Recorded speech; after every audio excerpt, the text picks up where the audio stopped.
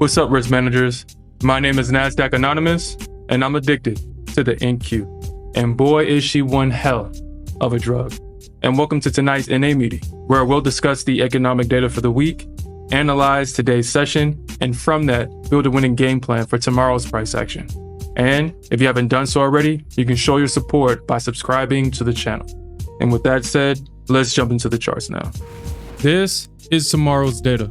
And be mindful that all times are in Central Time. And we have a small block of news scheduled for tomorrow, so let's jump into it.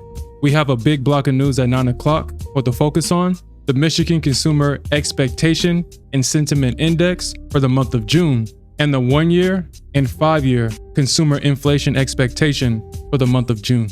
At 12 o'clock, we have some crude news. And finally, at 2:30, we have some CFTC data being released. And now that we know what to expect, let's jump into the charts and create a game plan for tomorrow's price action. This is the block of price action that we traded during today's stream. And today was definitely a range day.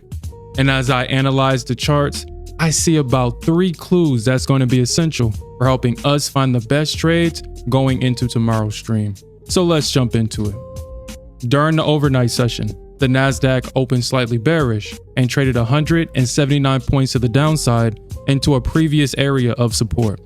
However, once the bears failed to rotate price lower, the bulls stepped in and price rallied 261 points to the upside and seeing an 85-point rejection going into the close of the session.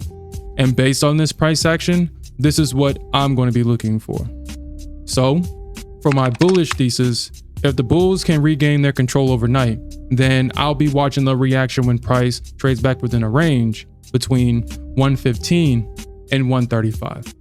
Because this is the range where the bears broke structure to the downside earlier in a previous session. And I do expect for passive sell orders to be resting around this area to sell the retest. But if they fail to regain control, then I'll be watching the reaction when price trades within a range between 240 and 250. However, from my bearish thesis, if the bears can maintain their control overnight, then I'll be watching the reaction when price trades within a range between 575 and 550.